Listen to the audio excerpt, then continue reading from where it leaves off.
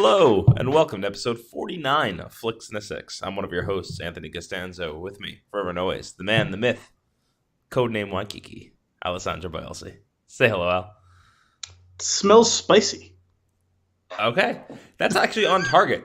Normally, I have no idea what the hell you're going to say or what you're talking about, but that is on target, because well, they'll find out soon enough. But on this week's episode, we're going to discuss Creed 2, The Last Action Hero, the time frame of Guardians of the Galaxy 3. I rewatched Jurassic World, and the most successful animated movie opening of all time, all before diving into our flick of the week, Hotel Artemis. But first, Al, what are we drinking? We are drinking Ballast Point Habanero Sculpin, which is an India Pale Ale with habanero peppers added. And is apparently spicy and scent. You know, it's funny because I usually try and make it somewhat topical. I usually try and make my my intro somewhat topical, whether or not you'll be able to figure out exactly where I'm going with it. I do try and surprise you, whether it be a big surprise or a little surprise. Yeah. You do a good job. Although you keep me on my toes. I do. I try. Although I actually didn't have anything for this one because I don't try and write something first. Just if I think of something in the hours leading up to it is what happens. Yeah, that's fine. That's fine. And I was actually just going to go with a simple hello until I smelled the beer. I was like, it smells a little spicy. Let's go with that. It's like you might not realize it. This show, though, I spend time during the week reading out stories and things that I find interesting, and then I slowly add the ones that I think that'll make the cut.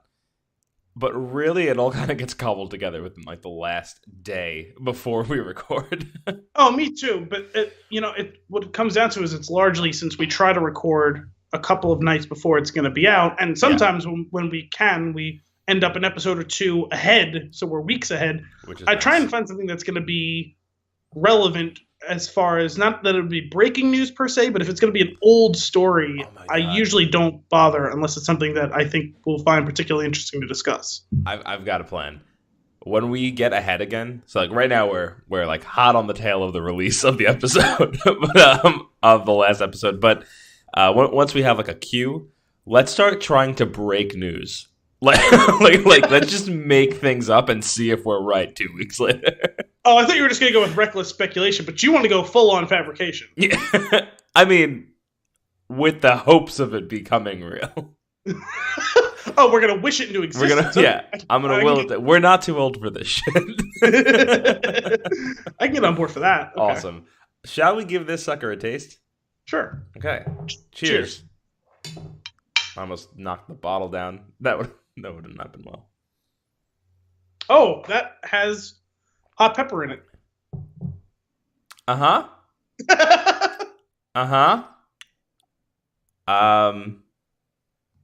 Feel like I shouldn't like it, but I do. It's you know when you open up a bag of jalapeno chips and you get punched in the face by the the air that's packed in there that is.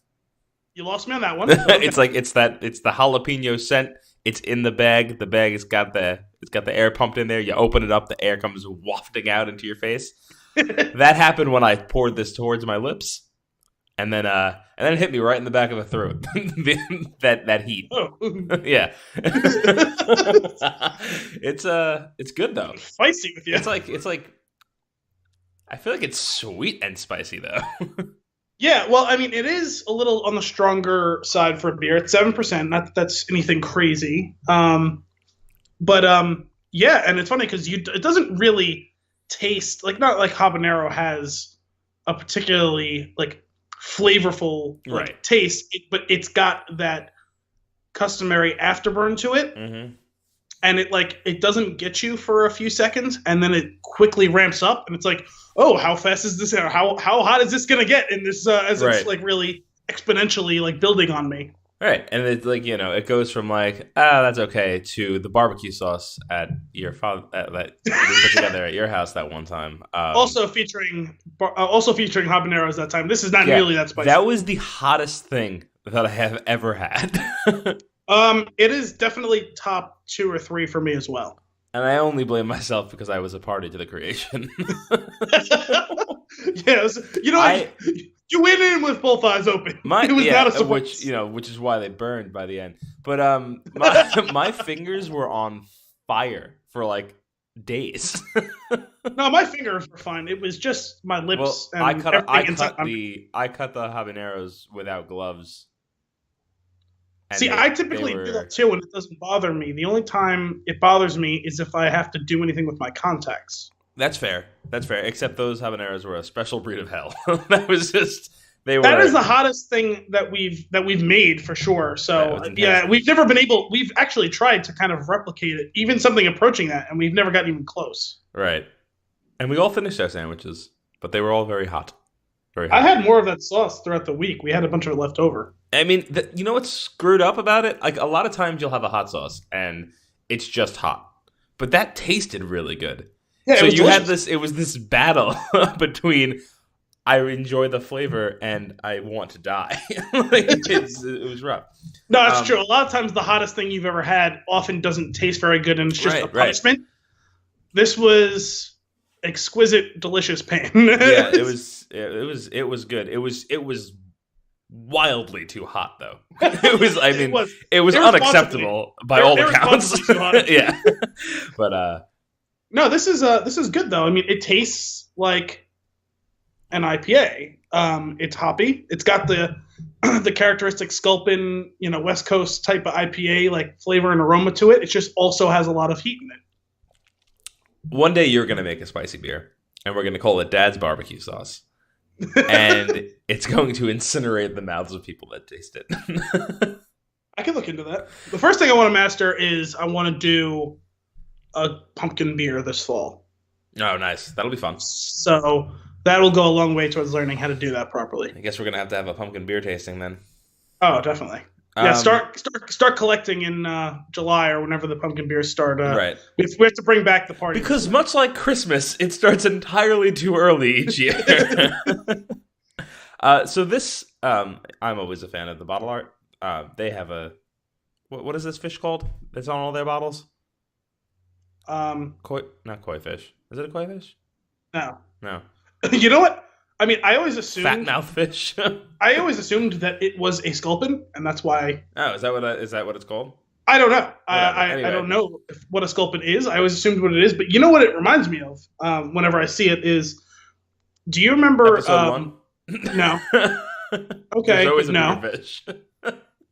Deuce Bigelow, the fish that he puts in the blender on accident. Oh, yeah, that's it. That's the one. That's what it looks like. Yep.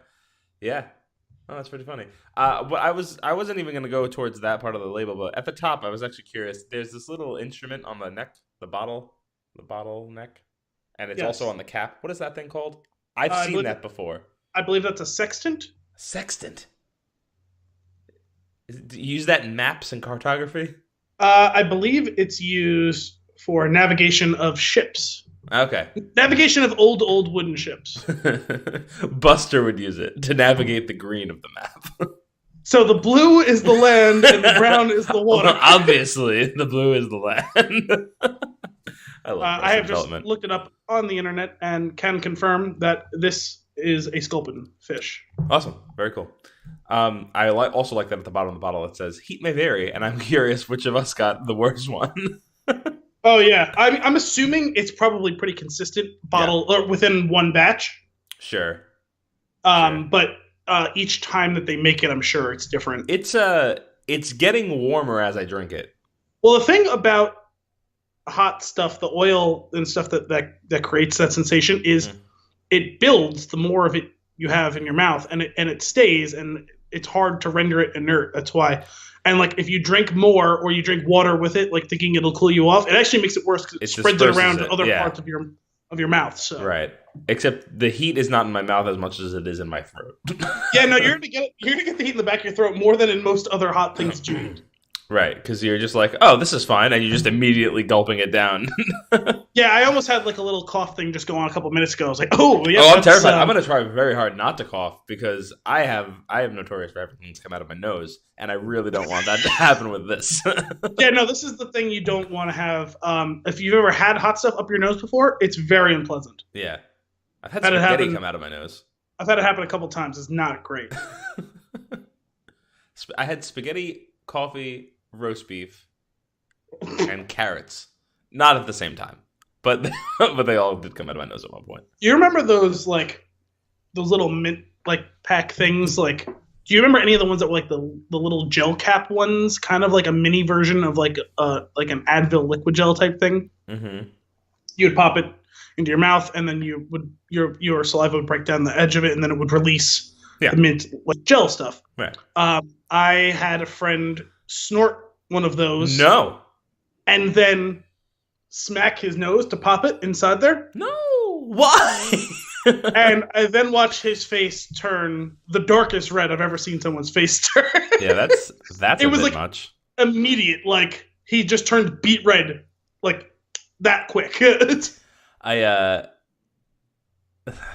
You know Brian, who I did the shit show with for a while there. At the pizzeria, he just full on bit into a giant habanero.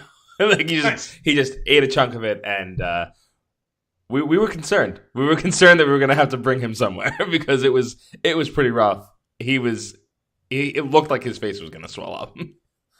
I've never taken like a hunk of it like that. I had eaten raw habanero before. Mm-hmm. Like a slice. Stuff like that. I've never taken like a bite out of one. Sure, same. Yeah, it's still a mistake. This is good. I like this, and I would like to try. I've seen like habanero margaritas. I'd like to try that. Yeah, I believe I've told you a couple times, right, about having the jalapeno margarita. Yeah, I actually almost bought them a while back, but ended up finding something else that sounded interesting. So I'll have to pick them up one day. Yeah, so this is not my first. Actually, I think I had one. There used to be one that they would bring out occasionally at Newburgh. Since they've gotten a lot bigger and do a lot more stuff, they haven't made it in a long time, but they had a chili lime stout. And it wasn't very good. It was not very good.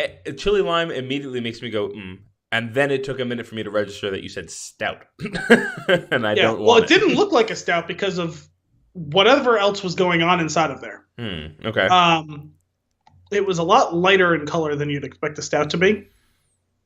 But it wasn't good, but it was the type of thing where it's like you go there a lot and you drink it because they made it. And You're kind of like part of a little club there. Awesome. So where do you stand on this beer? Something you would get again?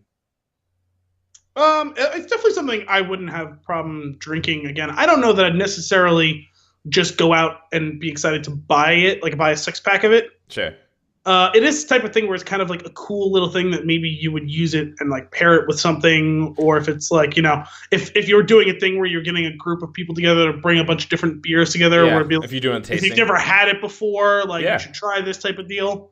Yeah, I think it's worth it for something specific like that. I think if you're gonna do a tasting, like if we were doing like one of those pumpkin beer tastings and it was not pumpkin beers, like this would be on the docket for something to try out.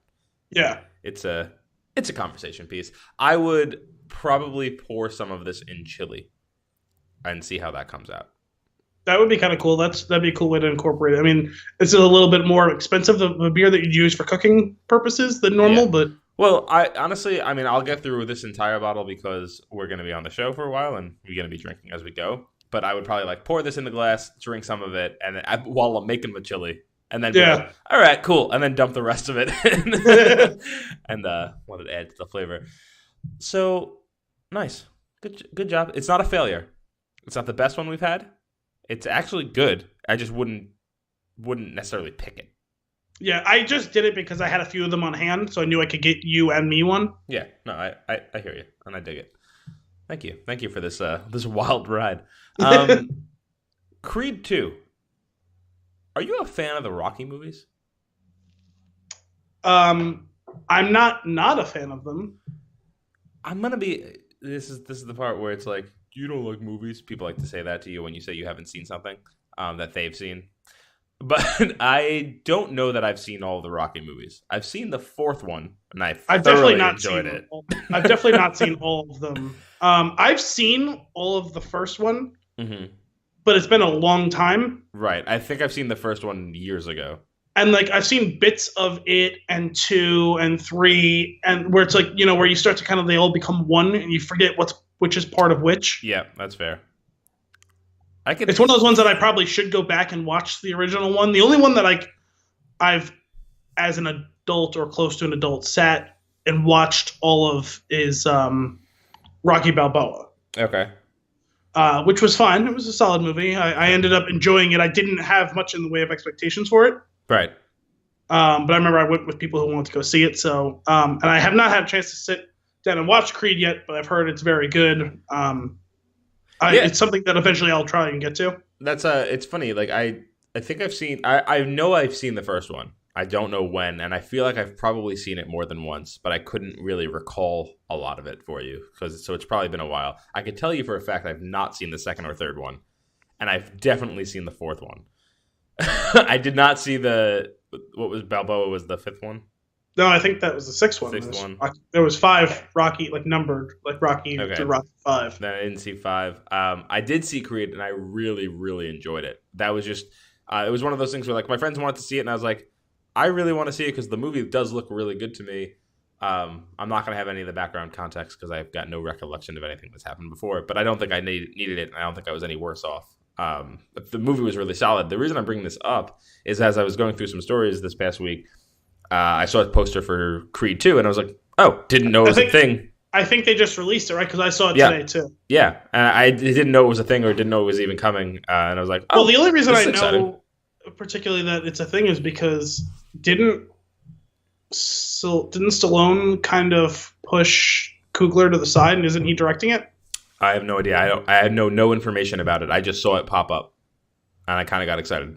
Because it was directed by Ryan Coogler, right? I didn't know that. No. Yeah, that was like the whole thing. Is him and Michael B. Jordan have worked together a few times now. Fruitvale Station, Black Panther, and it was probably a big reason for why it was so successful.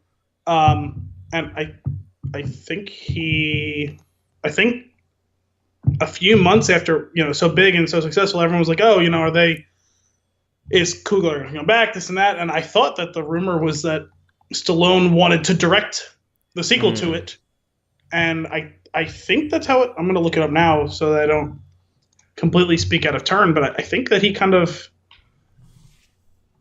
Oh no! So it's being directed by Stephen Capel Jr., who I'm not familiar with, but there was rumors like a while back that Stallone was gonna take it over now, but Coogler's not attached to it. He's got a writing credit, but it's just for characters. Interesting. Well, I would say the reason I'm excited though is I feel like you probably feel the same way at this point. I will see anything with Michael B. Jordan. I don't have that sort of attachment to him. No, I want to follow his career. As an actor. Yeah, I want to see everything that he's coming out in because I do think he's a really solid actor, and he's also really funny in a lot of things. So excited to see that. I'll definitely check that out when it comes out. Maybe we'll do one of those when that comes out. Maybe we'll do the relevant episode when that's out, but at the same time we'll do like a 1 and 2 type thing because they probably wouldn't stand on their own for one of our episodes. Maybe not. I'm sorry. I was just laughing because you said that that Michael B. Jordan's funny. And did you see that thing on Twitter when Black Panther came out? And there was this one like teenage girl who was like, when he takes his shirt off in Black Panther, I grit my teeth so tight that I broke my braces or something that. And people were like retweeting it and shit like that. And Michael B. Jordan was like, hey, sorry about that. Let me pay for your braces. That's great. That's great. Love it. Awesome. So is there a date on that? Do you have that up by any chance? It comes out this year, so there has to be. So I was just looking. It looks like it was written by, the screenplay is written by Stallone and Cheo Hodari Coker, who is the showrunner of Luke Cage. Oh, okay. November 21st. Yes. That'll be out. Cool. We'll have to check that one out. Next on the docket. This is not super relevant to the time, just something that I want to do at some point. I came across an article and I added it to the Flipboard magazine for Flix, but there was like a bunch of facts about The Last Action Hero, and I love that movie so much. Well, we talked about it several episodes ago, didn't we? Yeah, it's probably been like a year, but yeah. It's been that long? Yeah, it's been a while. But I would really like to do an episode on that movie one day. But that'll be like one of those times where like nothing's really hitting during the week, and we don't need anything new specifically to go after, maybe we'll sit down, watch that, and go through it. I would really like to watch that one together again and refresh. Okay. And then do an episode on it. But that's a fun movie. And if you get a chance, go back and read that article. There's some interesting things throughout there about like stuff that happened during the production and basically how the movie was doomed from the beginning to not make money. Interesting. But moving on, Guardians 3 gets a time frame. I saw a story about that this week. Did you read the like how we find out what the time frame is? I skimmed it just to see the quote from James Gunn. So yeah, what is it? It's like it's after, right? Yeah, which is just the greatest like short and sweet quote of all time. But yeah, like nerds are blowing up about this. Like oh, is it going to be before? Like they're losing their minds. It's like just like let this play out. Just knock it off. It's great. Everything's great right now. Also, it's pretty obvious it's going to be after. Yeah. So it's just like, but when is this movie going to take place? And it was just like a 3-word like tweet response that it comes after or something like that. But it was just so funny to me, and I was curious what your take is on that. Did you expect that? I did. It sounds like you did as well. I mean, of course I did. It could have come before. There was a time frame between the last not one. much. It seems pretty obvious that they're picking up not terribly long after Guardians 2. Not terribly long, but enough time for Peter to come down from that crazy situation that his mind had to go through, and then them to be in this groove of doing what they do. I don't know. Well, because in some ways, I guess what I would say is it still seemed like Mantis was an outsider. You know what I mean? Yeah. That's right. And it's still teenage Groot. Mm-hmm. So. That's true. That is true. Yeah. Well, anyway, I don't care. Like whatever they do, I'm sure I'm gonna love it. I love those movies, and like I said, I have to. At some point we do need to watch these, all of them, not in one sitting, because I'm not a crazy person. Oh, sidebar. Damien texted me after he listened to our last episode. DVDs that there is more than one Blu-ray disc. The Lord of the Rings extended trilogy. That's a good point. I have them. Which is, I was like, how did I forget? And he was like, you probably blocked it from your memory. I was like, good point. We got up to change those in between making beers and watching. Well, were those Blu-ray? They may have been DVD. Several years ago. It was Blu-ray. I brought them. Okay. I remember it was either you or not Damien. You or Michael Warren who had just wasn't sure. You had the DVDs, and I just figured since you had your Xbox, I would bring the Blu-rays. Well, the thing is, when we did it, I had the DVDs, but they weren't extended. Wasn't that the whole point? I thought you had extended ones. No, I have it now on Blu-ray. I didn't at that time. Gotcha. Yeah. So anyway, there's multiple of each of those movies. So there's 3 movies where there's at least 2 Blu-ray discs. That's true. And I'm sure there's more than that. I imagine The Hobbit. Which I really don't understand. There's no reason for them to be multiple. Yeah, it doesn't seem necessary. I would be curious to see like what the size of it is. Like I thought you could store, like, if you wanted to, you could store the whole trilogy on one disc, I'm pretty sure. Well, you could do that, but it also depends on like the quality and how big of a file size it is for all this stuff. I mean, if the intention for something like that is you want to have a large file with a really solid quality, you're not going to want to dumb it down. So sure, that's why I'm just, went like the best they could. I'm just surprised that it requires 2 when I'm pretty sure you could do all 6 of those squashed down into one if you really wanted to. Maybe they did it on purpose so you don't get a blood clot. Like they want you to get up and change the disc. I don't know where I was going before that, but it was important that we segued there. Can you bring me back?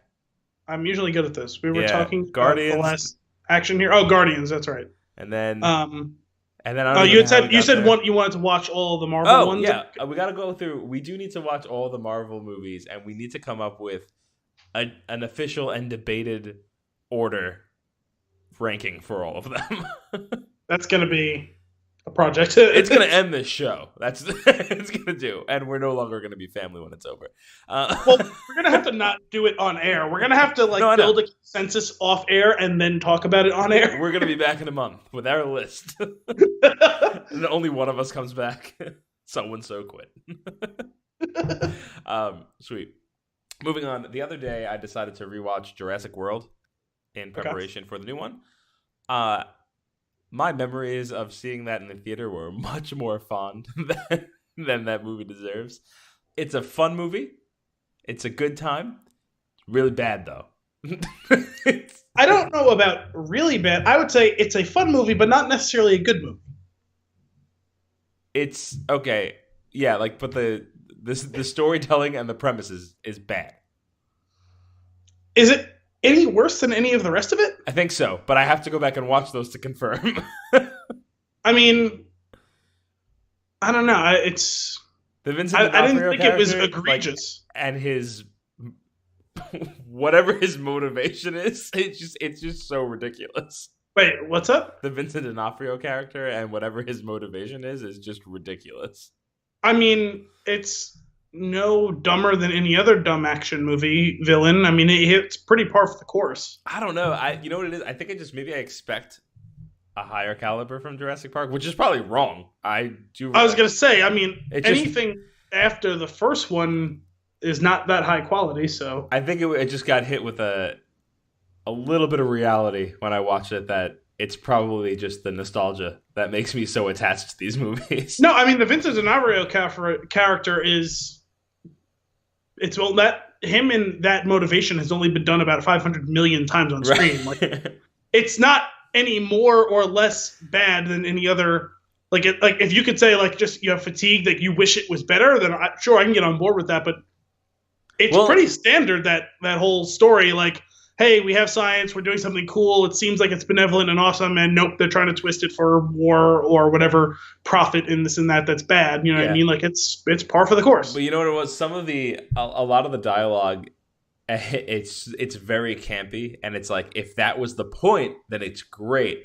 But then a line is subsequently delivered where I'm like, wait, is that the point? I don't know where you're going for here. the crazy billionaire guy that flies the helicopter. But that was one of those ones where I feel like it was kind of a wink, wink, nod to the audience. We've gone full ridiculous. We turned the ridiculous meter up to 11, which is fine. Hang on tight and let's go for it. I'm okay with it, but I feel like it dips too far back into trying to be grounded in between those things where I get lost. I don't know. I feel like it all when it goes off the rails, they twisted the throttle open all the way and said, "This is what it's going to be for the rest of the movie." You know what I mean? Is there no one else that can fly a helicopter? We don't need anyone else. What? What is that? I mean, it's a franchise throwing back 20 years to its origin, and they're throwing back the whole spoiler about that helicopter. Cheesy 90s action movies. Well, yes. But spoiler alert with that helicopter, that thing blows up a lot when it goes through the glass. Oh yeah, big time. It's intense. Anyway, that doesn't. I don't care that much. It just brought it up. I remember liking it a lot more the first time I saw it, but I was probably also I was very excited. Jurassic Park was back, right? See, it's a movie that I think I properly valued it going in. I didn't expect it to be a Best Picture nominee. Sure. So it lived up to everything I thought it was going to be. Big dumb action movie with dinosaurs. In fact, it actually over-delivered in some ways. In some ways.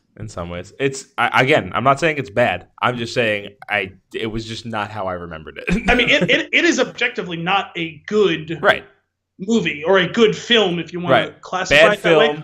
Fun movie. But it's a fun, good dumb fun movie. And that, it's an entertaining movie.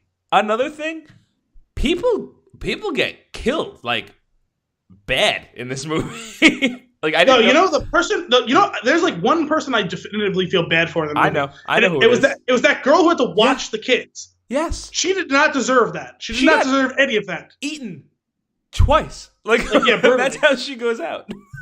Like, she was just trying her best in an arena that she was not equipped to handle. Right, and really just should not have been there. Like that, And was forced to handle. It wasn't something she volunteered for, God. like with some grandiose, like, like, oh, hey, you're going to take care of my nephews and whatever. That really struck me when I watched it the other day. I was like, huh, this scene makes me feel bad.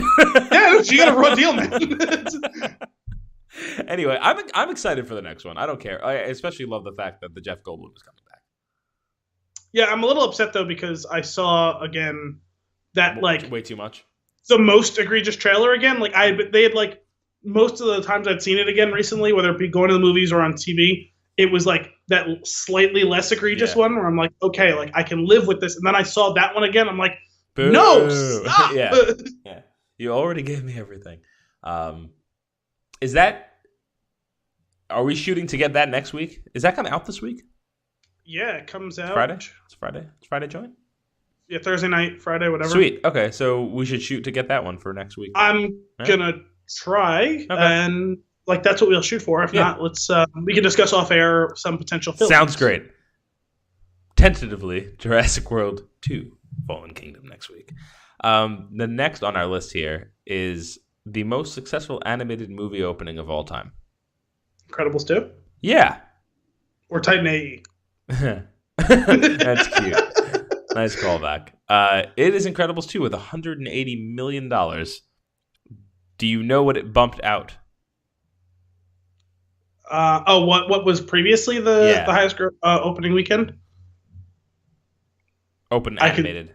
I can tell you that it definitely wasn't Mars Needs Moms. Is that a movie? Is that a thing? Yeah, it's considered like one of the worst like bombs ever. Like it was a Disney movie. I'm pretty sure. Like, it was like they never bomb on their big animated like summer movies, and it was a train wreck. It was a huge budget and it made no money at all. I don't even remember that coming out. It came out in like the last 5 years. That's pretty funny. I kind of want to watch it. But yeah. I don't know what the answer was. Incredibles 2 bumping out Finding Dory. That makes sense. Which came in at 135 million. Incredibles 2 blowing it away at 180. They're both basically the same thing, right? Like a beloved older animated movie that after quite a hiatus comes back with a sequel. Right. Yeah, which is great. Obviously, like that, having such a fan base like that, you're gonna get a lot of people to go see it. It's great. It did edge something out for 8th place of best opening weekend of all time. Do you have a guess of what that movie was? I do not. It bumped Civil War. Oh. Impressive. Yes. Impressive. Disney's just crushing box office records. As I'm looking at this with the Disney bombing with Mars Needs Moms, it reminded me that over the course of a couple of years, they had 2 horrific flops, both of them surrounded around Mars. They should just not go near Mars anymore. Because John Carter was also one of like the worst like flops ever. Did you see that movie? No. I liked it. I remember liking it. I remember really liking it, but it's also not memorable at all because I don't remember at all what it was about. Yeah, I think that one fared better critically. Okay. But still commercially very, very unsuccessful. We were on a road trip to North Carolina, and we were like, didn't have anything to do that night. We wanted to see a movie, and that was like the only thing out. We're like, whatever, we'll go see this. And we all came out of the movie theater like, that was really good. Like, well done. That was a great last minute choice. Surprising. I don't think I've ever actually heard, like in conversation, a person register any opinion on that movie. Yeah, but what's blowing my mind though is I literally could not tell you what it was about. Wasn't he like a Civil War officer that you could tell me the exact plot verbatim, and I would not be able to confirm that. This is a problem that you've seen the movie and I have not, and I can give you the synopsis fairly accurate. I'm pretty sure Taylor Kitsch plays a Civil War officer who somehow gets transported to Mars, and then it basically becomes Avatar on Mars. I think, kind of. That sounds right-ish. Or maybe The Last Samurai is more accurate on Mars. I think Avatar on Mars makes sense. Well, just because it wasn't the whole it's not like humans attacking them that he's like betrayed. You know what I mean? Yeah. Well, That's fine. I do want to go rewatch that though, because I do remember thinking very fondly of the movie, but Dances with Wolves on Mars. Oh my god! Just that soundtrack. That soundtrack will get you jacked up. Awesome. There's one other news story that I didn't list in the show run. It's just I'm still very hurt by it. Oh. And it's the Chris Hardwick news. Oh. And we're not even gonna get deep into it. No, because we've done that topic a few times, especially recently. And if you don't know about it, it's not that hard to find. It's been all over the internet recently, though, the last few days. I unfortunately ruined Anthony's day on You really did. Friday. Honestly, Al, it lasted like a few days, and it's still like there's times throughout the day where it hits me. I'm like, God damn it. So you've ruined me. Well, he ruined me. But yeah, don't shoot the messenger, man. Like, that's true. I was trying to break it easily for you, like just get you like okay with the fact that you then had to go look into what was going on because you were gonna see it. It was all over the damn internet all weekend. Well, you know what's funny? You had texted me and you were like, "Ugh, Chris Hardwick," and I was like, "Oh no!" Like, and I just assumed that he killed himself based on everything else going on. No, I think I followed it up with another text. Though. It wasn't right away. Oh. Or if it was, I didn't see it right away. No, I feel like I definitely sent you two things right away, but you didn't text me back for a few hours. Yeah, I was working with. I just assumed that he had offed himself, and I was like, God damn it, another one. No, if it was that, I would have been a little bit more. Yeah. Well, and then when I found out what happened, I was like, oh, it's worse. Like it's worse. Yeah. And it's just getting really frustrating because I feel like I'm afraid to like a personality now.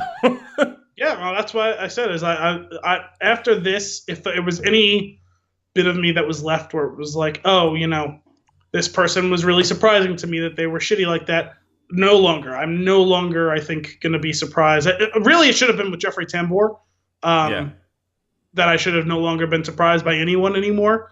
But I think this definitely is the final nail in that coffin. It's just, I'm just going to assume that everyone is shitty. Right. Until proven otherwise. It's just so disappointing. Moving on. Let's go to your Nuggets. Let's bring it back up with your Nuggets. Okay. I have 2 Nuggets. Excellent. Do I have a choice between good and bad? Good and better? I wouldn't worse? Say one of them is good and the other one should elicit a laugh. Ooh, so which one do you want first? Okay. Let's go good. Okay. So there's been some rumbling the last few days that Billy D. Williams may be reprising his role as Lando in Episode 9 of Star Wars. I still stand by my theory about Lando. What? That he's the master code breaker. And that he lost his flower lapel thing to that guy. That's it. I'm sticking with it.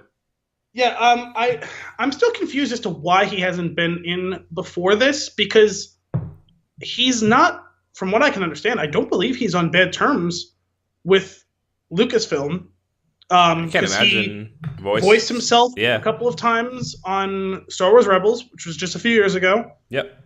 He made a point of sitting down and meeting with Donald Glover before he shot for Solo. You know what I mean? Mm-hmm. So I don't know why he hasn't been in it in this case. And certainly with the untimely demise of Carrie Fisher and with the on-screen demise of Luke Skywalker, if they want any connection point that's more than Chewbacca, he's the only real logical conclusion to the old trilogy, right? Right. Yeah. I'm all for it. And now's the time, right? Everyone seemed to like Donald Glover in Solo, so his character has further been burnished in people's enjoyment of him in the series. Oh my God, what if Lando's really pulling the strings? What if it's just a crazy twist?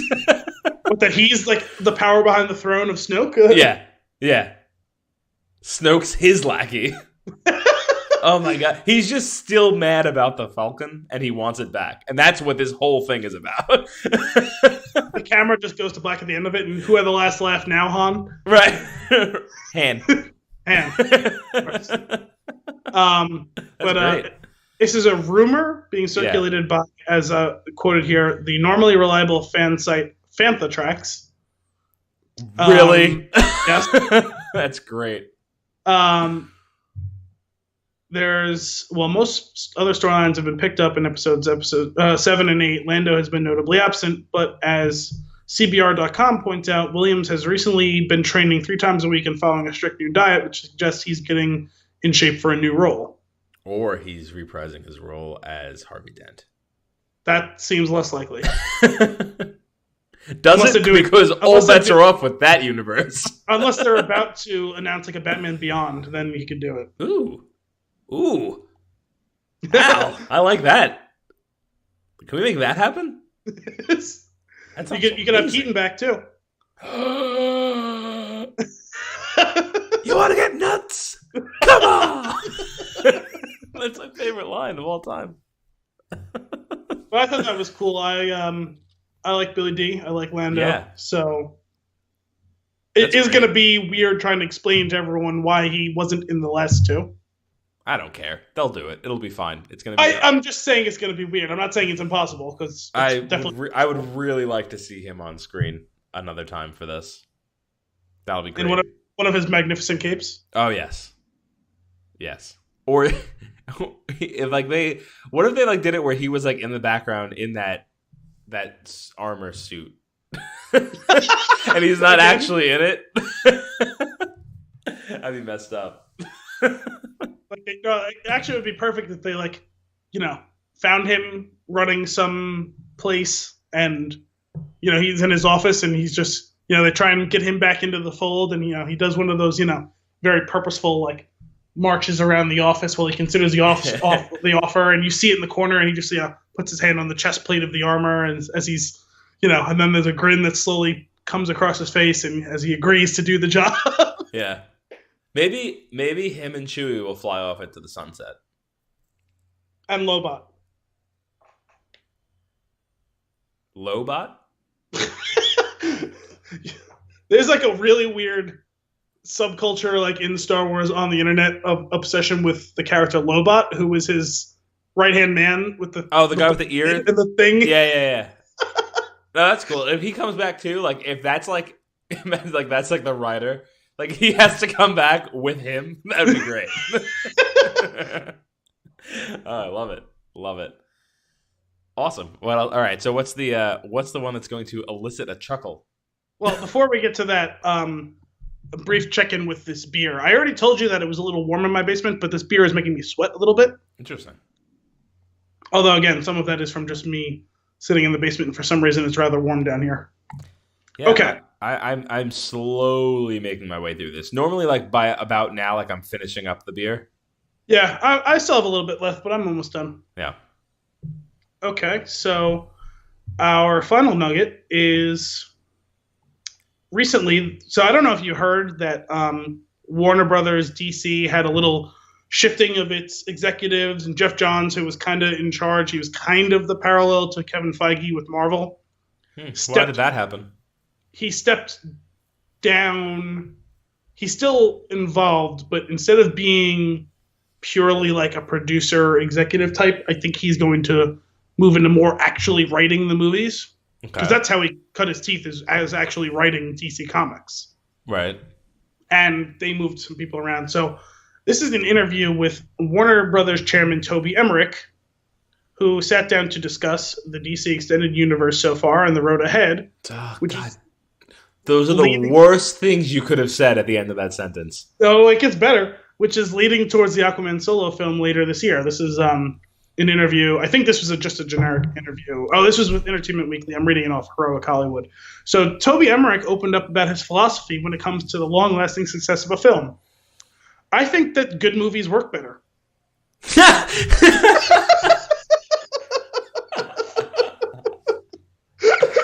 Oh my God. Yes. I knew you'd like that. Because when I was reading this, I was like, oh, yes, tell me what sage wisdom that Toby Emmerich has to bring to the table. And I read that, and I just started laughing what are we doing, people? He just, he stands up in a boardroom meeting and goes, wait! What if we make it not shit? Like, if you think that's the pitch. Embarrassing, if you think it's embarrassing, or if you think, oh, you know what, surely he can't be serious. This must just be like a wink, wink. Like, he goes on. Somebody once said the best business strategy in motion pictures is quality.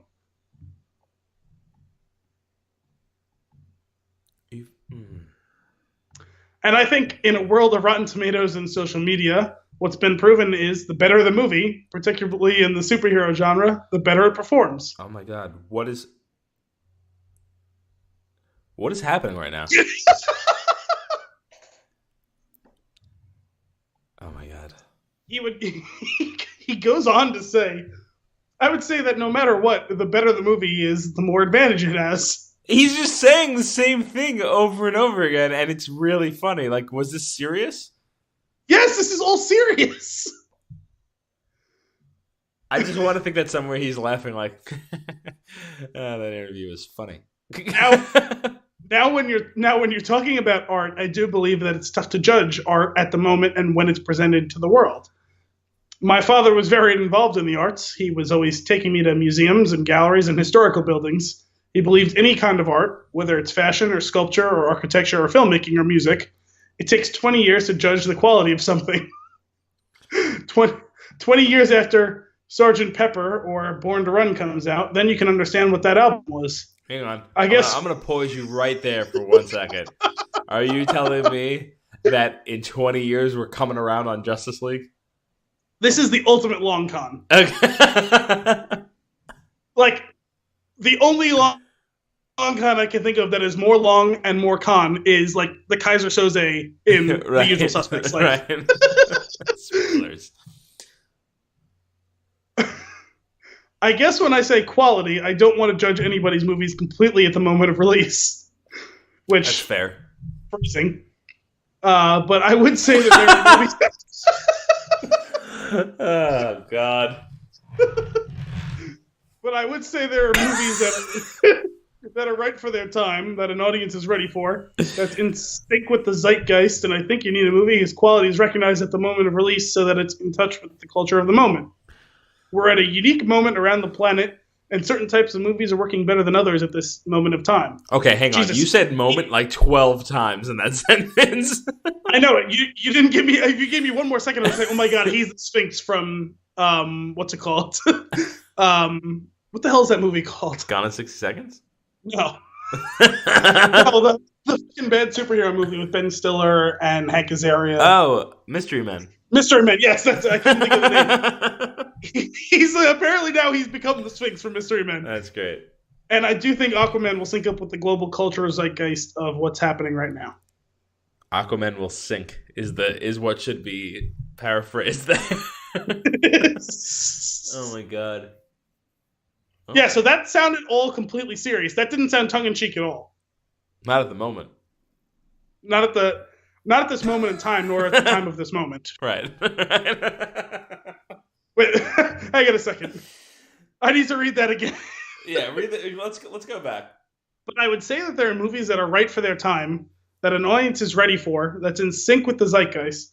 And I think you need a movie whose quality is recognized at the moment of release so that it's in touch with the culture of the moment. We're at a unique moment around the planet, and certain types of movies are working better than others at this moment of time. Oh my God. Okay, so let's pause there for 1 second. That's 4 moments. 4 moments in 2 sentences. But and one to run on. If you were to read that over again, and I were to count everything that has to do with time, it gets worse. Shall we play that game? Please go read that one more time. Play that back. You know what? I'm gonna even back it up one more sentence. Okay. Oh, great. I guess when I say quality, I don't want to judge any of these movies completely at the moment of release. Oh my God. But I would say there are movies that are right for their time, that an audience is ready for, which I would say kind of counts for this as well. It counts. That's in sync with the zeitgeist. Sync. And I think you need a movie whose quality is recognized at the moment of release so that it's in touch with the culture of the moment. We're at a unique moment around the planet, and certain types of movies are working better than others at this moment of time. Oh my God, 9. We almost had it. At 10, he would have won a prize. And I do think Aquaman will sync up with the global cultural zeitgeist of what's happening right now. There it is. That's 10, everybody. Ding, ding, ding, ding, ding. 11. We had another syncing up with the zeitgeist. Oh, right, the syncing. And we had right now. He just did. Oh my God, that's really funny. That's great. He talked himself in all sorts of circles. To be fair, like if it's a verbal interview, I totally get that. You know, like that's kind of just what happens. You're trying to get a point across. You also have a crap load of things that you can't say, so you have to stick to your I'm not knocking him at all for that. It's just it's funny as all of that is. I don't have a problem with that because it's the spoken word. We find ourselves in that sort of situation doing this show, and we are way less professional and way less, in that realm of having to speak on the record. But I do have a problem with him coming to the revelation that good movies do better. Yeah. I got nothing for that. They do. I mean, they do. Jesus Christ. Oh my God. Time will tell on Justice League. That's what I got out of that. As will the moment. As will the moment. Awesome. Shall we get into our flick of the week? Yes. Hotel Artemis. This little gem. This is one of those ones, I think did we see the trailer together during one of our outings? No, what happened was, I think I had told you that I heard about it way back. Mm-hmm. And you're like, oh, that sounds really cool, because it wasn't terribly long after us doing John Wick. And I was like, oh, this looks like it's kind of going for a Wick vibe. Right. And you were like, yeah. And then I forgot about it.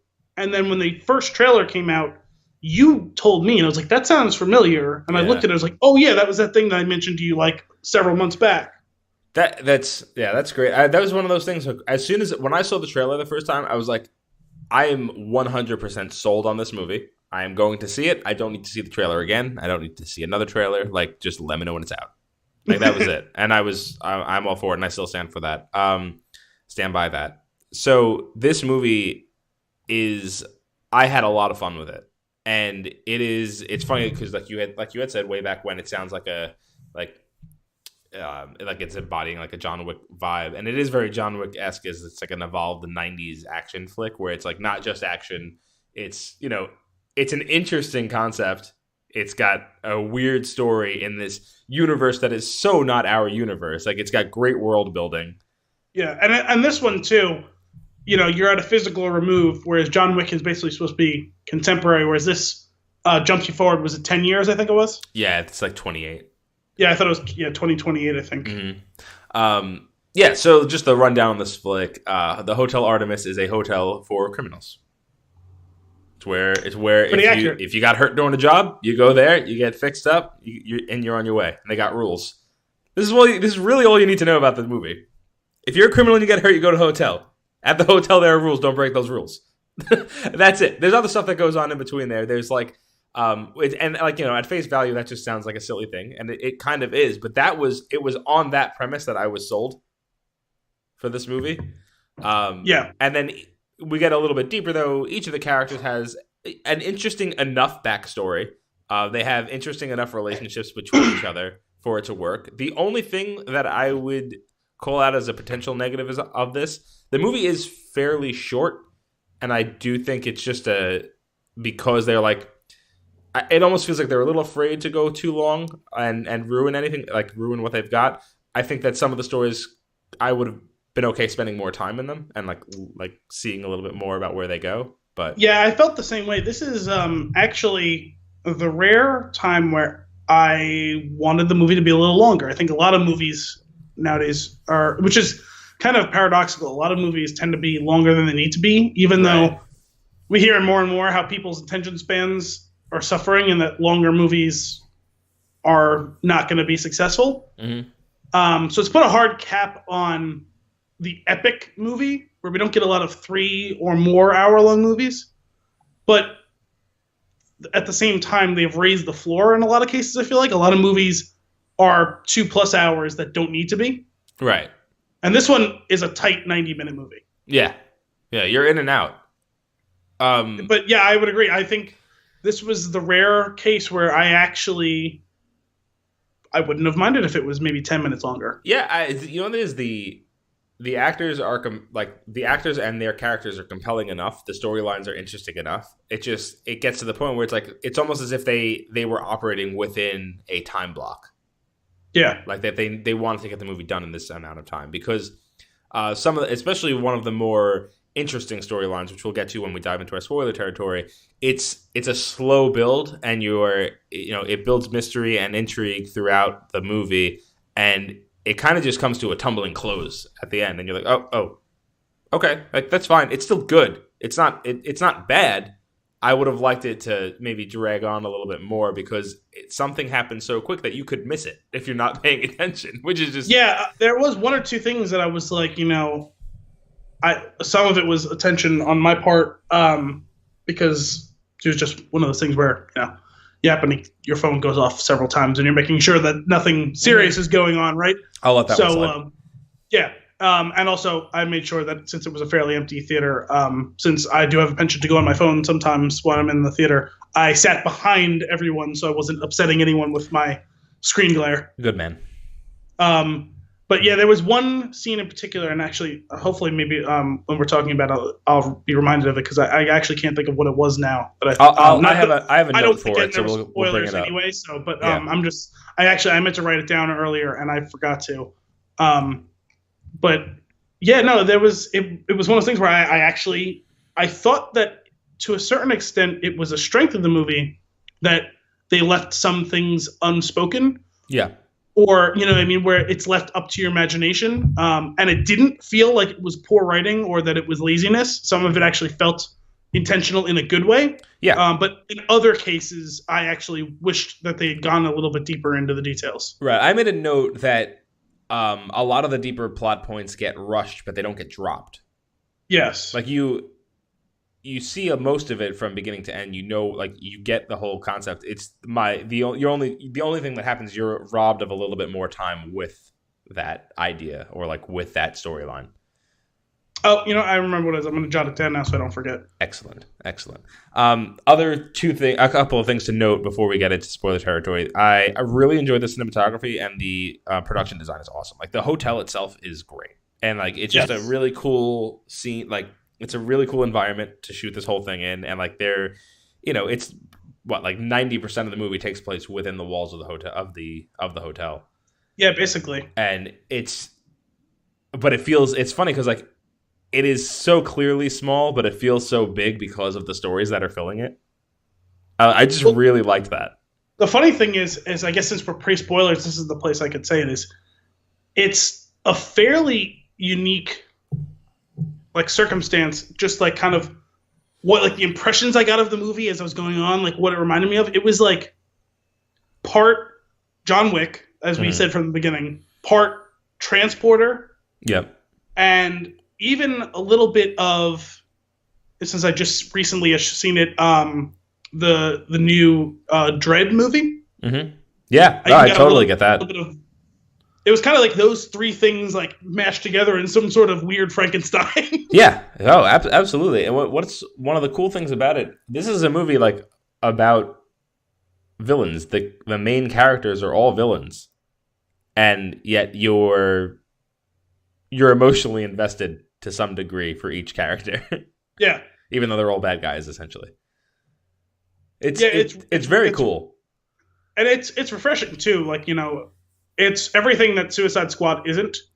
It's a cool-looking movie about a group of bad guys that's fun and different. Yeah. It's funny. It's... In a world, I feel like this. I really liked this. I give this movie my endorsement. I say go see it. I thought it was good. I didn't love it. That's what I thought it was. It was fun and it was fine. Yes, but I because of what it's like the similarities between it and John Wick. I feel like if you don't have John Wick, this would stand a little bit higher. Because it's almost as if it's like John Wick's little brother. It's like I could see that. It's trying to live up to that. It's like, it seems like somebody that had an idea that they really wanted to play with that type of environment and storytelling, which is great. Which I would love to see more of because it's really interesting to me. When something is just out there enough where you don't need to continually like parts of your mind to try to ground it in like everyday life, like it makes it easier to accept, I think. Yeah.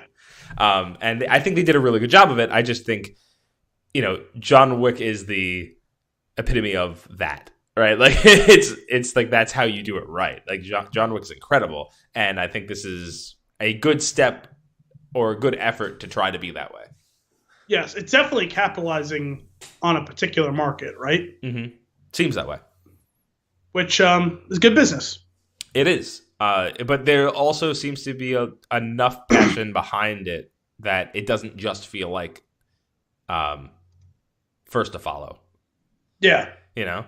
No, it can stand more or less on its own. So yeah. That being said, if this was a movie specifically about the Continental, I would have been all sorts of on board. Well, we're getting a TV show about the Continental. Yeah, I know. Which it's called The Continental. Yeah, which I will absolutely watch. Yeah, me too. I haven't heard anything about it in a few months. I'm gonna check that out after we get off the air. Hopefully that doesn't fall off. Are there any specifics you want to chat about before we? You know what? I have one thing. I had mentioned that if you watch the trailer for it, it's like this place has rules, and that's it. And that's kind of what these world building movies are based on, right? There's a set of rules. You can't break the rules. If you break the rules, there are consequences. The rules are going to get broken over the course of the movie. That's just how these things play out. And that was why I immediately got that John Wick transporter feel to both of those movies. Stand on the back of that whole thing where we have these rules.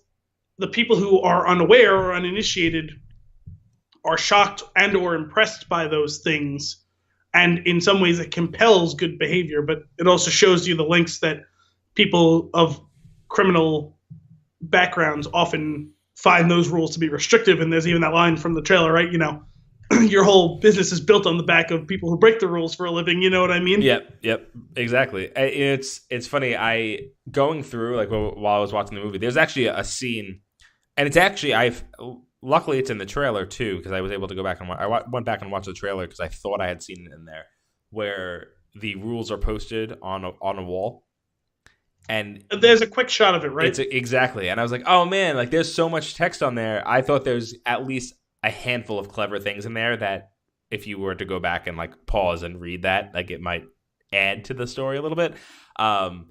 What I ended up doing was finding a high quality version of the trailer, blowing it up to full screen size to read it. It's unfortunately not great. Like it doesn't really add anything to it. There's one that's kind of funny to me, but I'm just gonna read through them real quick because this is not a spoiler at all. That's good because I saw it, but I couldn't really get much out of it. I didn't have my contacts in, and the theater I was in wasn't as dumb a design of a theater as you can have, where the lane going up to the seats was down the middle. Which is like the best seats that you can have, and it was a long, thin theater, so I was sitting fairly far away. Yeah, there's a theater like that near us. Okay, so I'm going to read through these and just take note of them because when we get into spoiler territory, we'll talk about how some of these play out. But the first one is when on the premises, no fighting with or killing other patients. Which she says verbatim at one point. Yeah, I think I think also that might be in the trailer as well. No disrespectful words or actions allowed against Hotel Artemis staff. She said that one. She said that one, and I'm pretty sure at some point Dave Bautista says like, "You can't talk to me like that." Yeah, it's in the rules or something like that. Which let's just pause there for a second because he is great. I find him to be so funny. I actually have to disagree. Oh no, you didn't like him? I actually don't blame him. It's the script. Ooh, okay.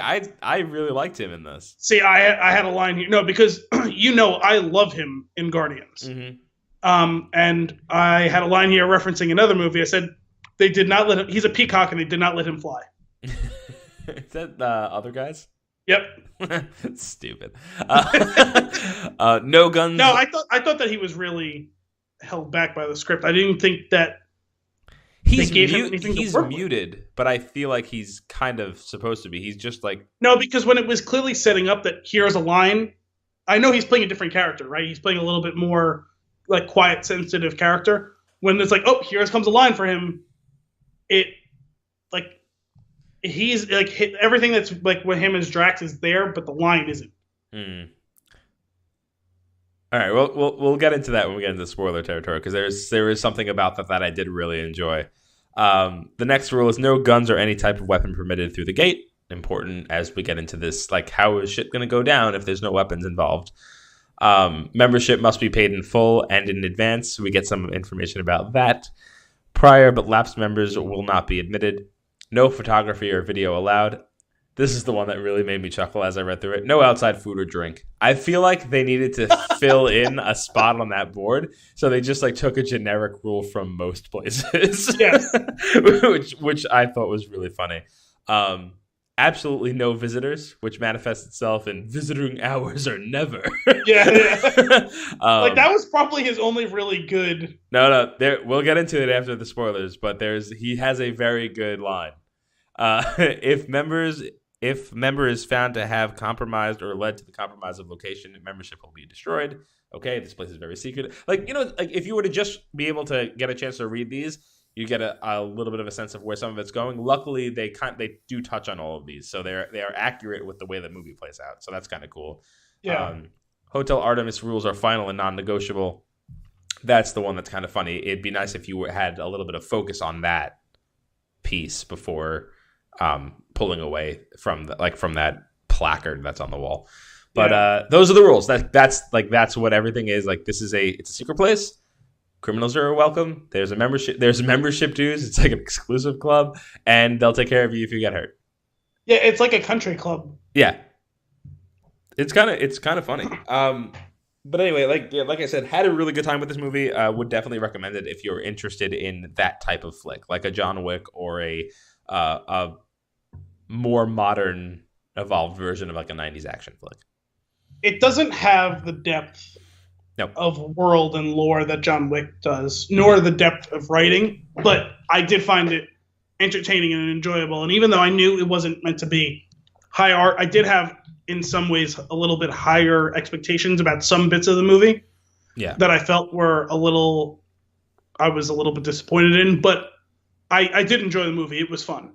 If you're looking for a movie that takes place in a singular location, my first vote would be Free Fire. Yeah, but this that's works. A very different movie than this in a lot of ways. Oh man, there's some similarities, but a lot of difference. There are definitely some similarities to the point where I just really want to watch Free Fire again. Oh, I have to track down that rumor as well. Remember, I mentioned, I think on the show a couple months ago, that there was some rumor going around that the director of that movie was possibly being looked at to direct a Star Wars movie. Yeah, I think you did say that. I'm really on board for that if that's true. I would absolutely watch that. I think I have one more note before getting into spoilers. The cast and character chemistry, I think, is pretty solid throughout. Yes. No, that is definitely a strength of the movie. They do a good job of creating backstories and then kind of intertwining them throughout. Surprisingly so. But even more than that, I did think that a lot of the on-screen chemistry was good. Yeah. Cool. Shall we dive into spoiler territory? Yeah, this final result of this beer is it scalded my tongue a little bit like a chemical burn. That's kind of what it feels like. That's why I haven't finished the rest of it so far. I thought it was just my reaction to it. I just did so that I would stop drinking it. Yeah. Like if I drink all of it, then I can't be drinking it anymore. Makes sense, I guess. Hey, you know what? We've always thought of things a little bit differently around here, so I'll allow it. Just adding to that legacy. All right. So with that, let's lift the veil. We are in full spoiler territory. I want to jump right back to Dave Bautista's lines that I thought were really funny. Okay. The repetition of "I am a healthcare professional" was really funny to me, and that happened I think 4 or 5 times. It could have been less, but it felt that way. Up until the point where, who was it who cut him off when he was going to say it? Was it Sophia Patella? No. Was it the cop? Maybe it was the cop. It's save me your spiel. Yeah. Yeah. But that, like, it was just, you see this badge? He points to it. It's like, I am a healthcare professional. And like, I see it's like, whole big thing here. You are so not. But I love that you're trying this hard. Yes. And I thought that was really funny.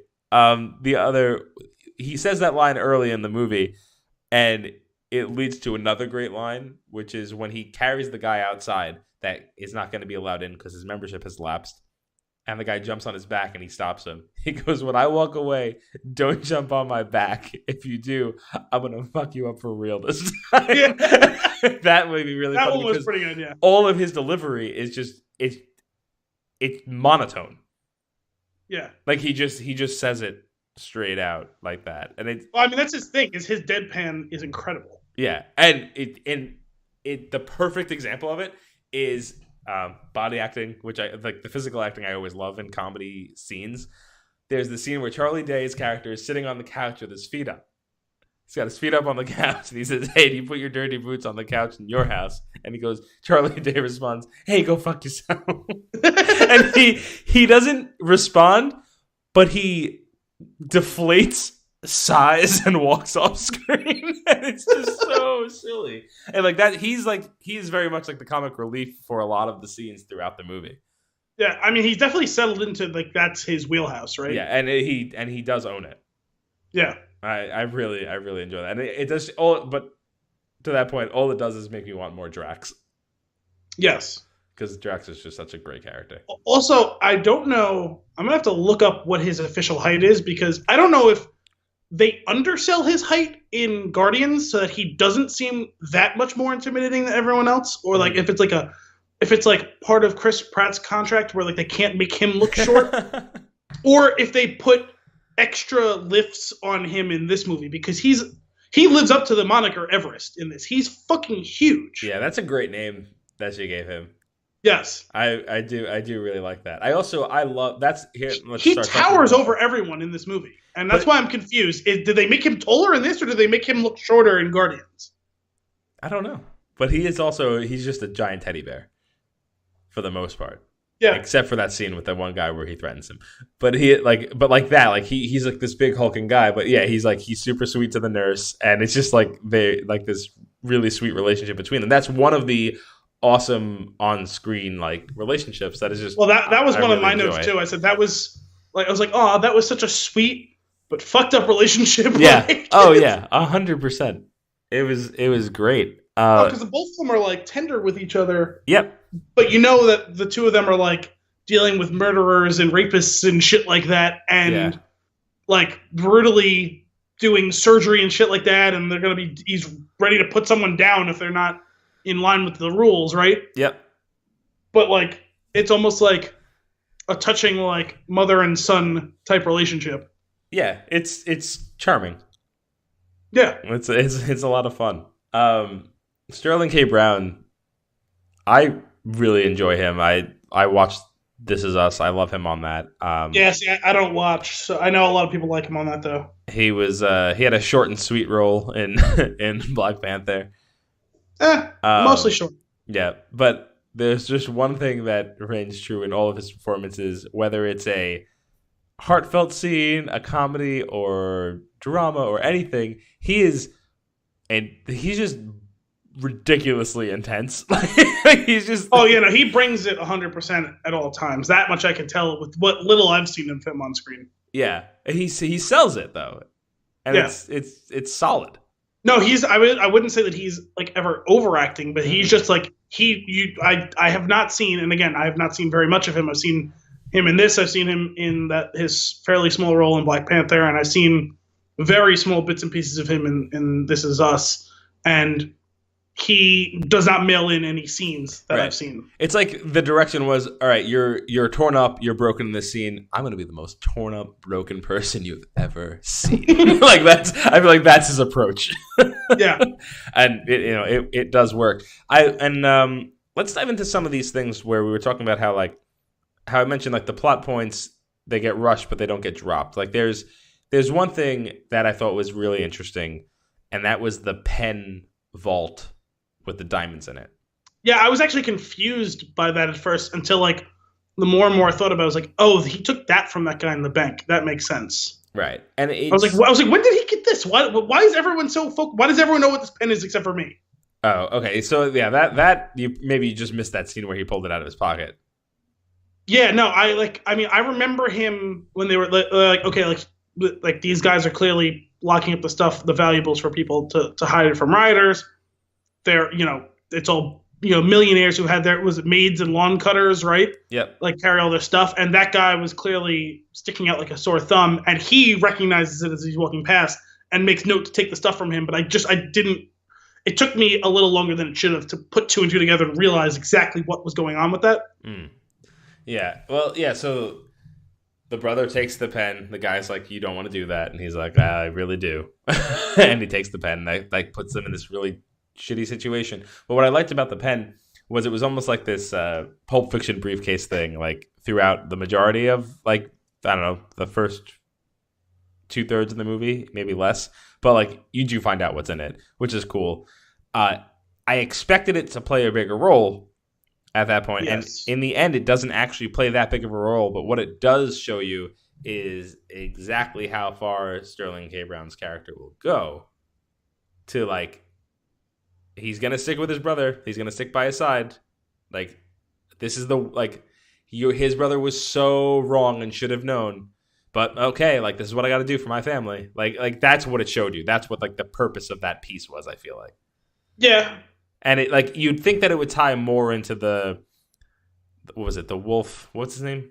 The Wolf King? Yeah. The Wolf King like coming in later, or like even his cronies being around. And it ties in a little bit to the point of like he's avoiding them. But it never is that big of a deal for him. I never really understood it, honestly, during the run of it, why he was like, oh, we got to get out of here, this and that. Like, how the fuck were they going to know that he had it? Like, if he just minded his own business, that's the rules of the place, right? Well, I would imagine that the guy that had it taken off of him could tell him what they looked like. Probably. Maybe, but considering, honestly, I considered that, but I don't think that really rings true when you consider what's going on outside of the building. Well, if he figured out, or if he followed them out, because I'm sure that his ass is on the line now that he lost his pen. If he followed them out or looked and saw that they got hurt, he knows exactly where they're going. Maybe that could be it, but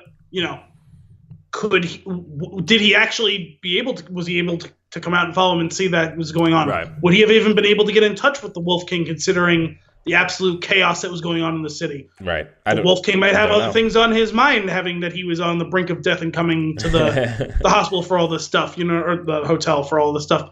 It just seemed like a bit of a stretch that he would just like. It almost seemed like this sort of like. I'm like, is he psychic that he's just gonna know he's got this thing? Like I was just. Well, it also could just be the gravity of the situation where they just fear the Wolf King that much, where they're like, just the fact that I'm this close to this thing makes me feel like my life is over. I could understand to a certain extent if it's just even regardless of having that thing, if it was just, hey, we don't want to be here when he is there. Yeah. I guess I could understand that. It didn't really click for me. I don't know. I don't know why. Yeah. Well, and that's the thing. Like I said, it ends up not really playing a role that much. Yeah. It kind of drops off by the end. Yeah, it felt like a lot of hype for no real stakes. The only thing that it really did was it introduced you to like the fact that or it tried to show you how terrified people are of this guy, and it also showed you how far his character will go for his brother. Yeah, and from that standpoint, that all makes sense. But I want to jumping ahead, showing little things that happen that don't feel like they have a big impact, but are just I feel like just enough to give you a little bit more about another character. The whole cop, saving the girl cop, Mona Lisa Saperstein. Yes, Jenny Slate. Thank you. Saving Jenny from outside. I don't know what happened to her. She was beat up or something. Bringing her in, going through the risk. You start to find out a little bit more about the nurse's story through her, but you don't actually end up finding out that much about her. You just find out she was her old neighbor. It was the son's friend. They used to be friends. The son is dead. That's really all you get out of that. Yeah, and that still confused me a little bit. And actually, that was the thing that I marked down was, like, I was expecting something slightly different in the two of theirs relationship. Yeah. I'm still not 100% sure how she got to the revelation that he killed her son. That's the one that I was talking about. That if you're not paying really, really close attention, it happens too quick and you miss it. Yeah, I mean, because the two of them were talking on the radio, and when she's done with the radio conversation, is when she confronts him about it. But I thought I was following along closely enough, but I was a little distracted. Yeah, so I'll get to. We'll talk about that in a second because that was the third point I've had about like these plot points getting rushed. But what happens with her though? There's nothing really that important that happens with the cop. You get a little bit of insight and like it pushes the story along so that you kind of get a background of what happened to Jodie Foster's character, the nurse's character. One of the things that it really did for me was when Everest is pushing her through the halls. Mm-hmm. And what is Sterling K. Brown's character's name in this? And I don't know how, like I feel weird calling him Sterling. So he's Waikiki. Waikiki, right. So Waikiki is, as he's walking down the hallway, he notices her and he notices that she's a cop based on her boots, and he doesn't care. And it's like kind of shows you start to learn a little bit more about the caliber of this character. It's like, I mind my business. Like, I'm not here to stir anything up. Like, I'm here to fix my brother up and get out of this life. And he's also, the quote unquote honorable one of the whole bunch. Yes. You know what I mean? Yeah. And I feel like that's just another thing that the cop character stands for, is just like to push his character along, like to make sure that you understand out of these terrible people, he's supposed to come across as the good guy, even though he is a villain. Yeah, he's supposed to be almost like the Robin Hood type of character, right? Yeah. No, she isn't so much a character as a plot point. Right. It's interesting. And not just one singular plot point too, because like you said, she actually carries out several. She advances the plot with the nurse. Mm-hmm. She reveals, kind of as a foil almost, what Waikiki's all about, as well as to a certain extent what Everest is all about. Right. Yeah, and it's just she's like a device. That character is just like a device. Yeah, she's a plot device. Yeah, it's great. I'm fine with that. At first, I was like, oh, like where's this going? And when she's like off screen for the last time, I was like, oh, weird. But then like going back and thinking about it, I was like, oh, okay, that kind of works. Like it pulls these threads together for us, which I actually enjoy in the end. But jumping back to your point about like. The other part of that, this is a thing that's rushed. When the Wolf King is on the table, mm-hmm. and Jodie Foster's character calls him out for killing her son, or like, how did you know my son type thing, he says the son's name. Oh, did he? And he like kind of. Oh yeah, I heard her say I never said his name, and I was like, wait, when did he say his name? I must have missed that. Yeah, he's like kind of mumbling, and he's like something like "Bo," like good kid or something. Whatever he says, I don't remember the exact line. But... that was the other thing is I knew there was supposed to be some sort of I actually couldn't understand what it was that he was saying. Yeah, he was kind of loopy, but he did say the kid's name, and he said something about him. Another thing that was a little frustrating. That makes sense. Then, if I had been able to understand what it was he was mumbling, then I would have got it. I didn't realize that was what was going on. Okay. Yeah, that's what he says his name, and she's like, "I never told you his name," and that's how that whole thing unfolds. But another annoying thing was his name was Bo. The cop's name is Mo, I think. Yeah, because she was Morgan. Which is just with Jodie Foster's weird accent, it was a little annoying. I wasn't sure. I wasn't sure what was going on there too, because I was like, "Wait, is the son's name Mo or is it?" I was like, "Is it Bo or is it Paul?" Like I'm a little, because like she put like a weird like, I don't know, like inflection on her voice or whatever. I wouldn't really say accent per se, but yeah, it is strange. You know what I did like? I thought was kind of artfully done. Was the scene under the dock. Yes. We keep getting that scene over and over again. It's different every time, just a little different every time until we get the final scene. And it's like, wow, like what a progression. Like I thought that was actually really well done. Yeah, that actually, fooled me because I thought the whole thing was going to be like He stepped on a needle or something.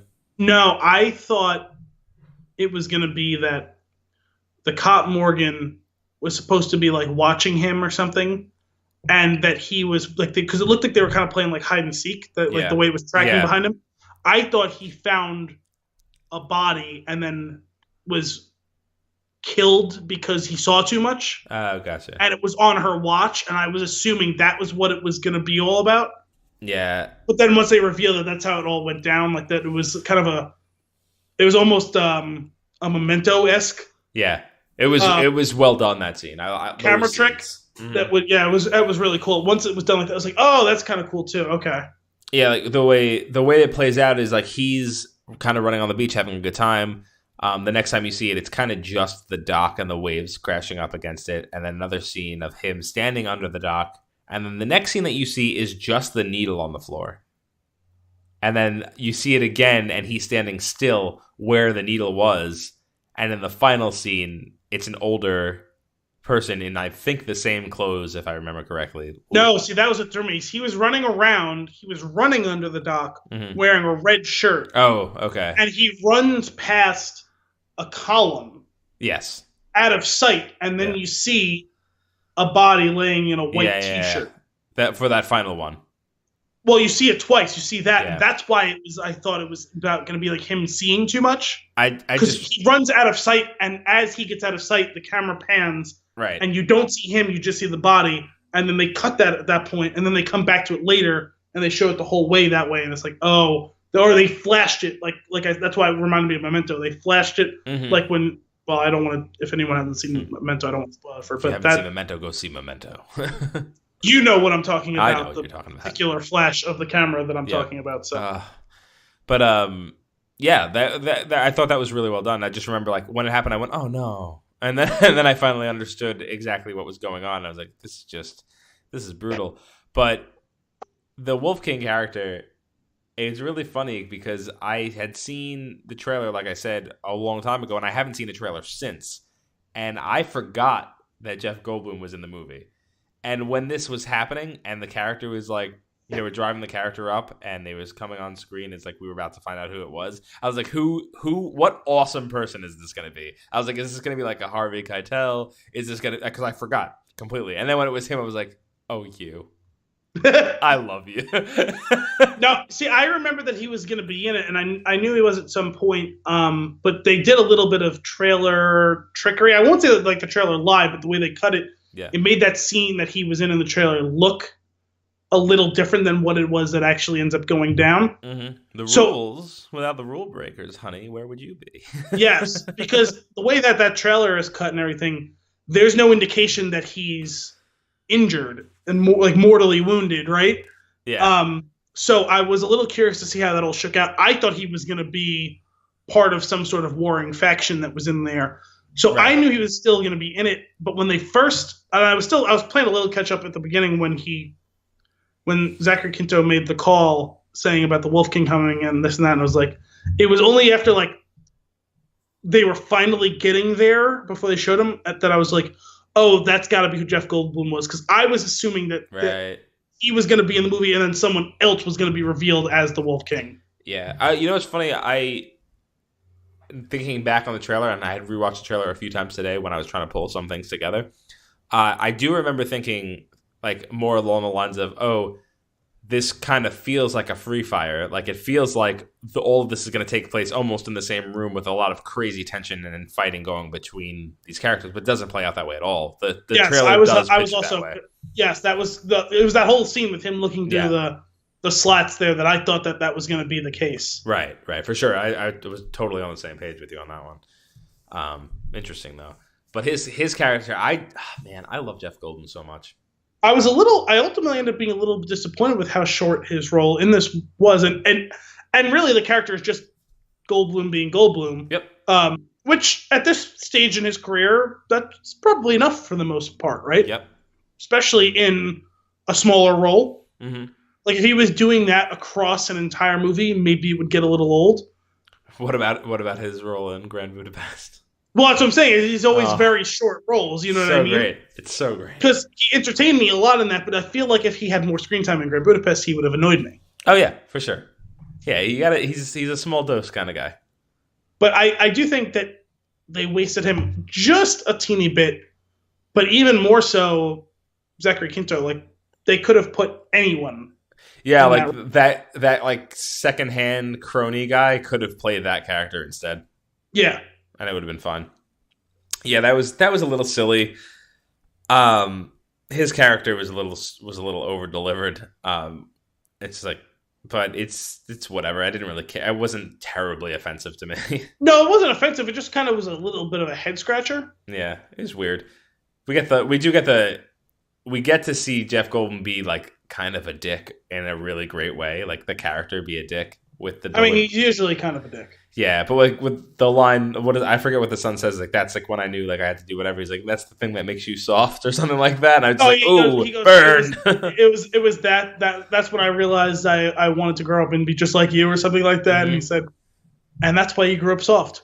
Yeah, things like lines like that or words like sayings like that. Oh my god, and then follows it right up with here. In case I don't make it, take this. Hopefully, you'll be able to figure out what to do with it. Yeah, it's just But what he's really saying is, you were such a disappointment. And then he walks out of the room. Like, it's 100%. Terrible. Oh, my God. But yeah, you're right. And Jeff Goldblum is, like, underutilized in the movie. It's, like, he's in the movie for maybe, like, a grand total of, like, 8 minutes? Yeah, if that, and probably 4 of those minutes, he's kind of unconscious. Yeah. So, yeah, it's still fun, though, when he is on screen. I love him.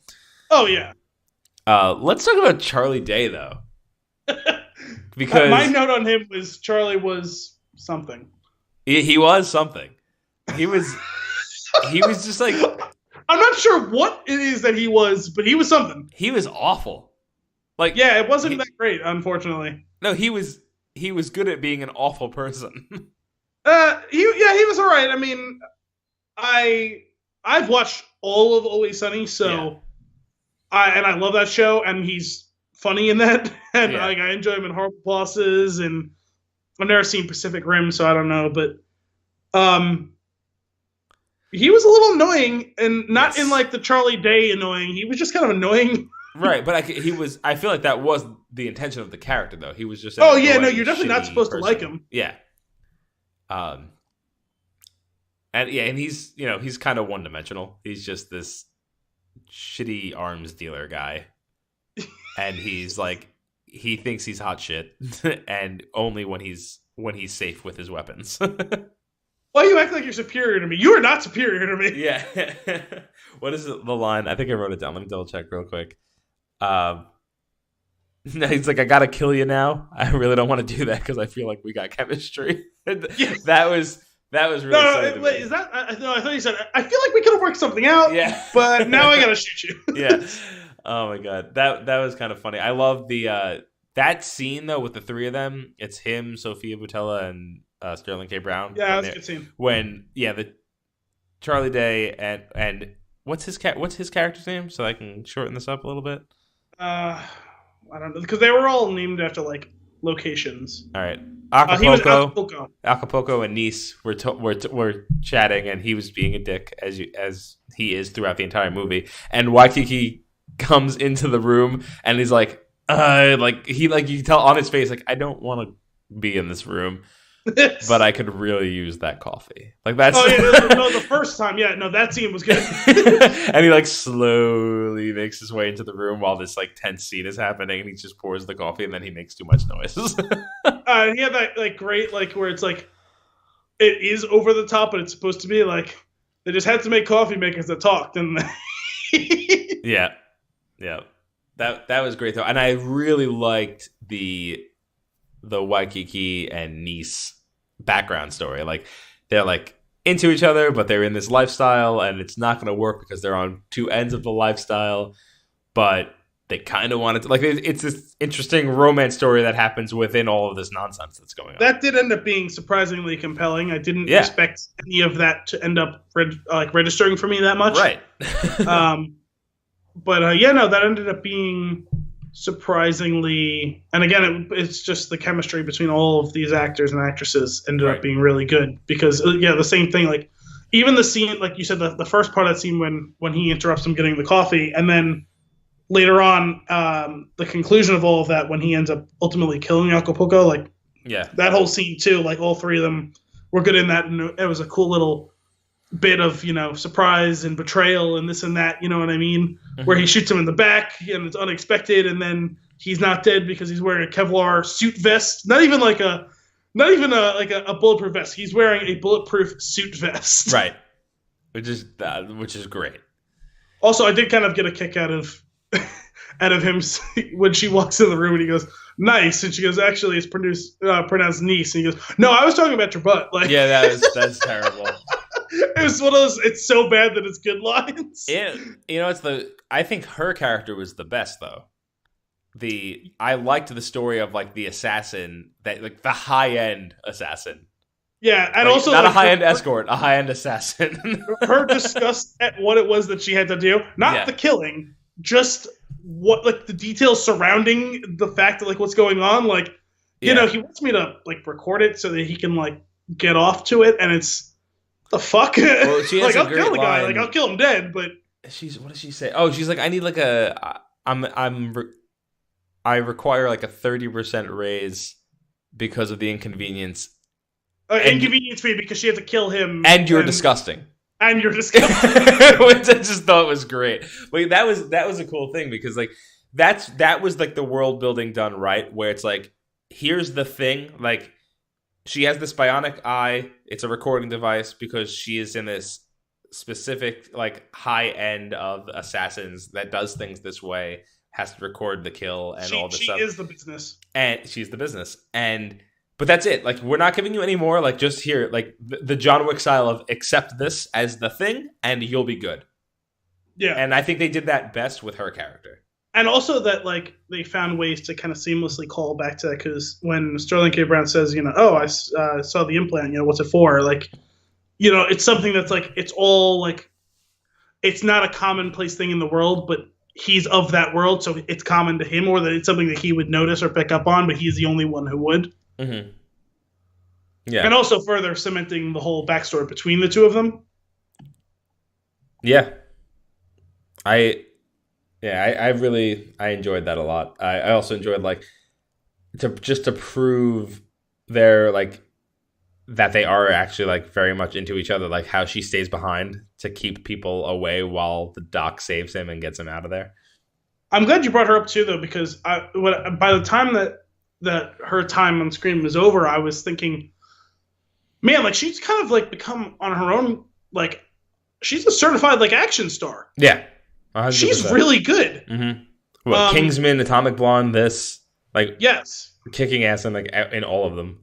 Like, and that's I think a failing a lot of times in action movies where they cast women in that sort of roles. Not that I have a problem with that part of it. I just think a lot of times they end up being miscast. They pick actresses who can't sell it, and she can sell it. She looks natural doing it. You know what I mean? Or the intention of the writing in a lot of cases is kind of just objectify the character. Like but in this, they're making no, but there's it a lot character. of times where it's like, you can see like they're setting up an action scene for certain actresses, and it's like you can very clearly see the cuts between what's her and what's the stunt double. Yeah. Where it's like, okay, there's her moving in a certain way, and then there's a stunt double moving in a certain way. Like, she handles the physicality of the role very, very well. Agreed. Where I can have total buy-in of her kicking ass in a hallway like that. You know what I mean? That scene was crazy. Yeah. That hallway scene was really well done. Like this, which that's become like its own genre now, like the hallway fight scene. Yeah, tight space fight scene. Like, because it's a big thing they do in all like the Marvel shows on Netflix. Yep. Like every single show has at least that was like the great thing in this first season of Daredevil was the continuous shot of the fight scene down the hallway where they used multiple people to play the character so that they could jump through it. Yeah. That was badass. No, I mean they had decent choreography in this, not up to the character, not up to the standard that John Wick sets, but like still very good in its own right, and she very much lived up to it, and I was really impressed with that. Absolutely. Like you've seen bits of it in Kingsman, and you saw a little bit more in Atomic Blonde, but this one I totally buy in. Like anything that she's, and I know she was in what's it called as well. Although I've never seen Star Trek Into Darkness, and I've seen little clips that I know that she's handles a physical part of that role as well. She's really good. Yeah, it's really awesome. I had one thing that I wrote down that I was concerned with because I tried to justify it, and I could convince myself enough to let it go. The 3D printed gun. Yeah. Bullets? What about them? Where'd they come from? High-powered spring? Like, did they make a spring bullet in the gun? I don't know. There's definitely something going on there. It's almost silent when it shoots. That's the only reason why I think that might be the case. That's why I'm saying. Well, no, it could be a pneumatic thing. It could be air pressure based. Yeah. But did the printer make them? I would assume so. It made the rest of the gun. Yeah. Weird. It's not a deal breaker. I'm assuming there's probably not gunpowder in that, right, to be made as part of the 3D printer. So I'm not sure. You're right. I did have a thought about that as well. And the way when it goes off, it doesn't sound like the report is not as loud as actual gunfire. Right. So there's clearly something going on there. Yep. It's weird. So yeah, I was curious about that as well. But I think there's just kind of a certain level of buy-in you have to have at that point, which I'm fine with. I'm not gonna harp over it. But the other scene that I really loved, back to like the three of them in the room when Waikiki takes Acapulco's wallet. Mm-hmm. That, like, I know it's happening, and it's just the fact that like I kind of know what's going down in that scene just makes it so much better because he's like touchy-feely, like he's got his hand on his shoulder, and like then he walks away and then he pulls out the wallet. I was like, it's perfect. That's perfect. And then I thought it was cool how that like that playing card that he was playing with tied into the 3D printer, like it was like kind of like a hack device. Oh, is that what that was? I saw him take it apart, and then I must have like lost track of that. But yeah, I didn't realize that that's what was going on with that. Yeah, he used that in the 3D. He printed. So that was like his like schematic or whatever. Yep. I was curious about that part of it as well because I'm like, okay, they got a 3D printer, and they're not allowed to have weapons, so obviously she shouldn't have, that queued up to be made. So I was just wondering if he had some design on him or whatever, or this and that. Right. So wait, so he took that off of Acapulco? Yeah. Okay, that makes sense then, because I was a little curious why he had the exact same gun later on as well. Yeah, it was the it's actually the ace that he was playing with when he was sitting on the couch. But that is silly. What else you got? Yeah, anything else? Well, I actually, you were starting to dabble in it with it as well, and I want to finish up the Sofia Boutella topic, but about them with the end of her as well as Everest's time on screen. That was, I actually thought, in favor of the whole maybe let's hold some details back sort of situation. Us not seeing the end of them on screen, I actually thought was a strong point. Because we got what? Yeah. Yes, I thought that was a strong point, but we also know that they both make it out. But we don't know that. We do. Why do you say that? There was one scene plus the lights going on at the end. Well, there was the lights going on, but was that. And then in the post-credit scene, you see Dave Bautista cleaning something up, and you see her character swoop across the screen. Oh, see, I didn't see him. I saw the flash of movement across the screen. I didn't even see him in there. Yeah, I think he's in the background, like picking something up off the floor. Okay, again, I think that played into me because I was looking at the screen. I was focusing on it once I realized they were doing it. It was very quick. That was just, I think, for me being in a less than ideal theater situation. So I was curious. That was a note I had was, I wonder who that was supposed to be. And I guess maybe I wasn't paying close enough attention, but I saw someone throw the breaker, and I actually thought it was the nurse because she was close enough to the thing when the light came on. No, she's the when the light goes on, the nurse is outside and looks up at the light and smiles. But she was like right there. But the thing is, they show a scene of it turning on, and then they show her on the street and the light turning on. Yeah.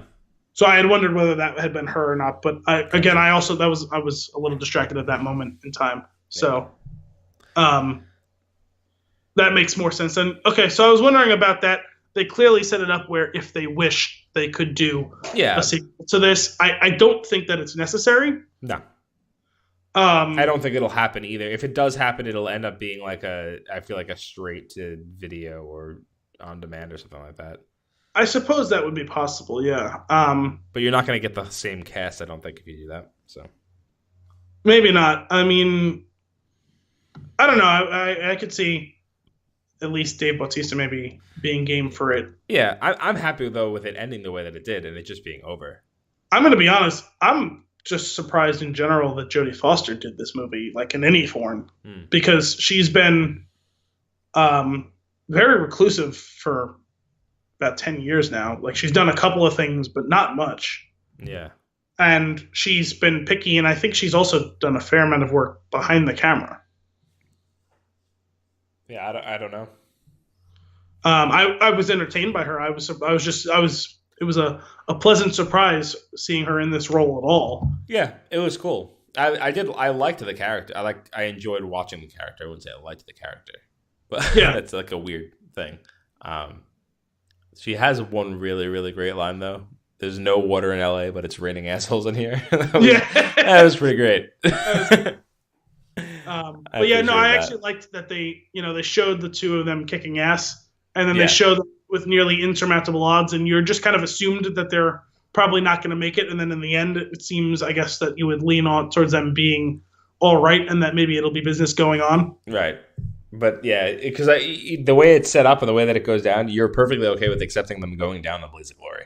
Yes, because it's like they've done what they had to do, and they either restored their honor or live with honor or whatever. And actually, that was kind of heartbreaking that I know what she basically said, if you think that I'm the reason that your brother died, then, go ahead and do what you got to do.